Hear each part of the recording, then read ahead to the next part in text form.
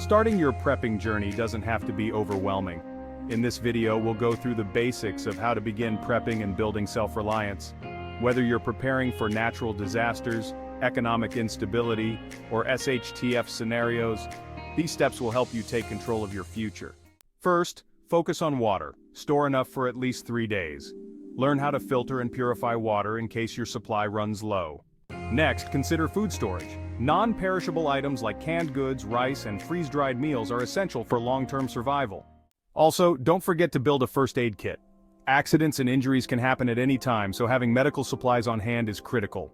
Finally, start building a network of like-minded individuals.